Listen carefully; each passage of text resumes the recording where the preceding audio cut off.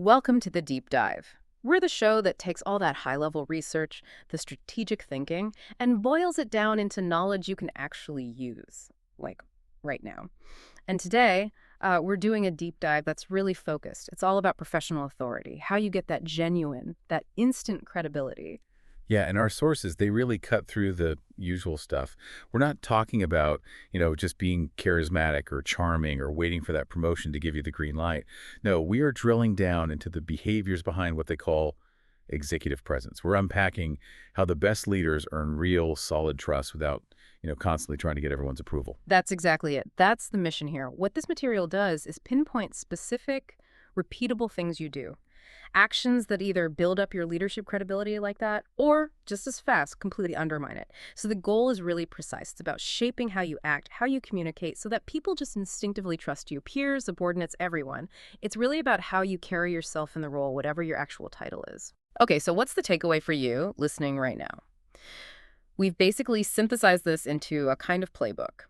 There are 5 specific behaviors you absolutely have to stop doing. We're calling them credibility killers. And then 5 positive traits you need to adopt to fill that gap.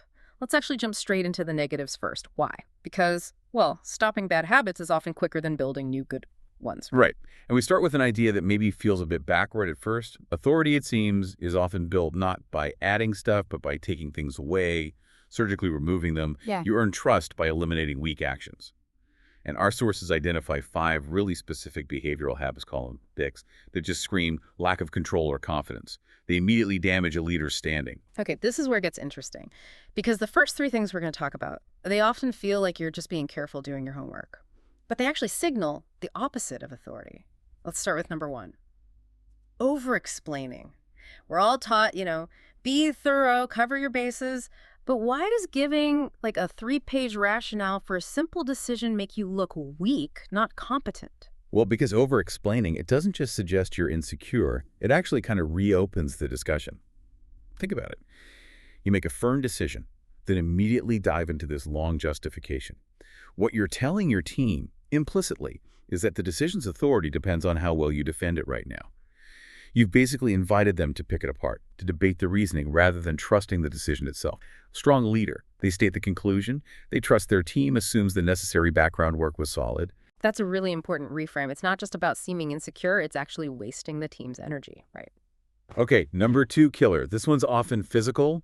Fidgeting. This could be anything, couldn't it? Tapping a pen, constantly glancing at your watch, shifting your weight around, playing with stuff on the desk. Exactly. Fidgeting is basically your body trying to subconsciously escape the here and now. Picture like a really high-stakes presentation. You could have a CEO presenting amazing multi-million-dollar results, but if they're constantly fiddling with the mic or shuffling their feet, tapping their fingers, those few seconds of uncontrolled movement, they can totally override 30 minutes of good news. Leadership demands this perception of internal control. Any external restlessness just signals immediately that the leader isn't fully commanding the situation, or maybe even their own nerves. It's like a visual representation of internal static, yeah. Catches your attention in a bad way. Okay, number 3. This one's about ownership, asking for permission. And I think we need to be clear here. You don't mean asking for input or like running a strategy by people. That's obviously important. You mean literally saying things like, is it okay if I start the Q3 project now? Or do you approve me moving ahead on this when it's already kind of your job? Precisely. Yeah. It undermines the very foundation of what a leader does. A leader's role is to set the direction, own that decision, and, accept the outcome. When you're constantly looking for that explicit go-ahead, you're basically signaling, I'm waiting for someone else to okay this, rather than stepping up and taking responsibility for where things are headed. So, okay, sharp distinction needed. If I'm, say, a senior leader and I need buy-in from the board on a major strategic shift, that's totally different. That's alignment. But if I'm asking my direct boss for permission on tasks that are clearly like within my job description, my scope, I'm essentially refusing to own it. That's exactly it. You're effectively outsourcing your own authority. Okay. Let's move to the last 2 credibility killers. These seem to hit right at handling conflict and maybe emotional stability. Yeah, the 4th one is maybe the quickest way to just lose respect as a manager. Avoiding hard conversations. This means putting off that difficult performance review, letting team conflicts just simmer and boil, or always choosing the path of least resistance, peace over necessary confrontation. See, this avoidance tells everyone that the leader cares more about their own immediate comfort not rocking the boat than about maintaining high standards or making sure the team actually functions well. It's a huge failure in what you could call necessary leadership friction. But here's the thing, there's a challenge, right? Sometimes the political reality means you can't tackle every single conflict head-on without burning your own bridges. That's a fair point. Do the sources give any kind of guidance on that? Like, how do you decide which tough conversations are absolutely non-negotiable versus ones you maybe strategically delay? The insight seems to be this. The mandatory hard conversations are the ones directly impacting mission success or team morale, period. Mm. So if someone's performance is dragging the whole team down, or if two key people are constantly at odds in inspecting work, addressing that is mandatory. Doesn't matter the political cost. Strategic delay. That only applies to stuff with genuinely low organizational impact. The second that avoidance becomes your default mode, your pattern, trust just vanishes. Because the team learns you won't stand up for what's necessary even when it's hard. Understood. Yeah. Okay.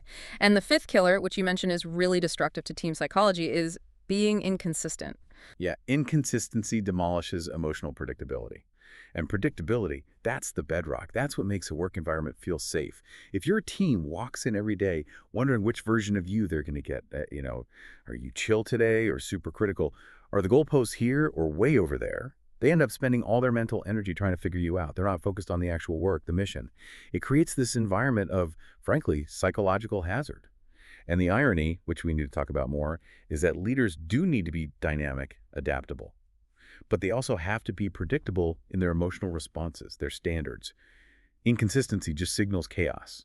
Okay, let me try and wrap up that first big piece. The 5 big don'ts, the weak actions to cut out, over-explaining, fidgeting, asking for permission when you shouldn't, avoiding necessary hard conversations, and being inconsistent. And if we see these 5 things as basically outward signs of insecurity, maybe fear, then the goal isn't just to stop doing them, right? It's to replace that fear with something solid, demonstrable conviction. It's exactly right. Getting rid of the negatives is step one, the prerequisite. But putting the positives in place, that's the real solution. Credibility, that executive presence we talked about, it's built by consciously replacing those shaky, negative behaviors with strong, predictable traits, traits that actively reinforce your authority. So let's look at those shifts you need to make. Okay, perfect. Let's break down the positive replacements, the things that build that presence, making it easier for you listening to actually integrate them. So instead of the negative, we actively build the positive. So if over-explaining is sort of the mind searching for justification, the positive skill to master is clarity. What does clarity actually look like? Is it just being short? Clarity is more like conviction in how you communicate. It means you deliver your message, your decision, directly, and then you pause.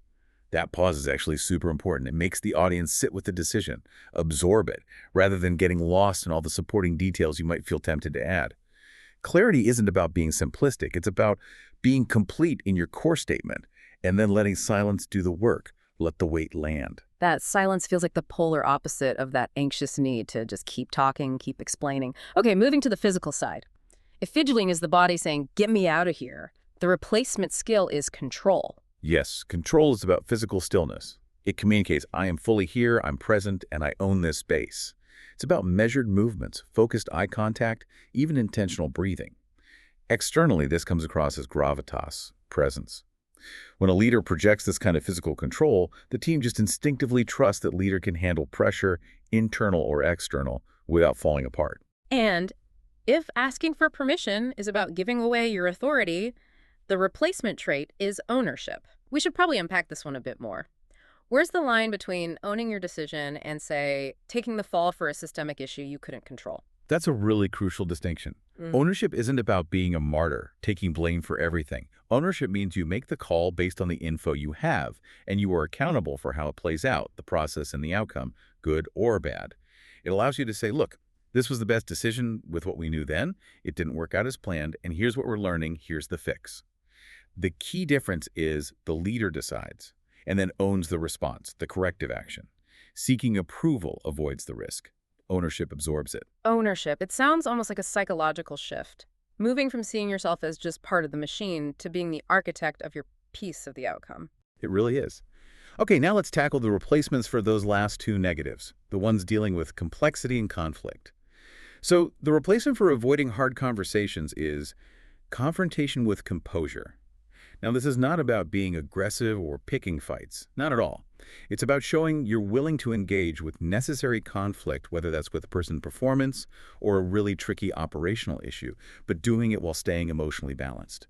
That emphasis on composure feels really key there. It signals you're in charge of the situation, not just reacting emotionally or getting defensive. Absolutely. Composure shows that the leader's goal is objective problem solving. It's not about venting or making it personal. It separates the difficult but necessary action from any kind of emotional instability. That makes the confrontation feel predictable, at least in its professionalism. Okay, and finally, let's circle back to that tension we brought up. The replacement for being inconsistent is emotional predictability. But if leaders need to be predictable, how do they stay dynamic, adaptable? What about when things change fast, like market shifts or crises? Right? Predictability doesn't mean you react the exact same way to everything. That's rigid. It means your team can reliably predict your framework for how you evaluate things. Your emotional baseline is steady, your standards are consistent, your commitment to being open, transparent, stability, that's unwavering. So even if you have to make a really radical decision, like pivot the whole business strategy, the team understands the consistent set of values and the consistent metrics that led to that radical move. It wasn't random. It's this predictable framework that makes people feel secure. It frees them up to take calculated risks, to execute with confidence, because they know the yardstick you'll use to measure performance, to judge the situation, is stable. That stability is probably the greatest gift a leader can offer. So, wrapping it up, the core idea from all this source material seems to be that developing this instant authority, this executive presence, it's not really about personality type, is it? It's about building strong self control and then deliberately putting these 5 replacement traits into action: clarity, control, ownership, confrontation with composure, and emotional predictability. Using those to build and keep that necessary authority. And that really brings us to the end of today's deep dive. The message is clear. Authority, real trust, it's built by systematically, deliberately getting rid of those weak defensive actions, and at the same time, consciously, visibly embracing strength and consistency. It's a habit you actually train, not just a title someone gives you. Exactly. And the ultimate goal, like we said at the start, is to communicate and act in a way that makes other people instinctively trust you, your capability, your judgment. When you really work on removing those psychological roadblocks, the insecurity, the inconsistency, your competence doesn't need to shout. It just radiates. People feel it.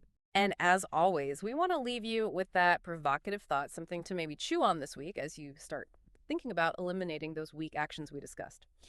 If achieving that peak level of trust, that real executive presence, hinges so much on projecting emotional predictability and maintaining consistent standards, where does that leave room for, genuinely disruptive leaders, the unconventional types, the ones who thrive on maybe radical adaptation, the element of surprise? Does true authority sometimes require a very calculated, very strategic moment of inconsistency? Something to think about.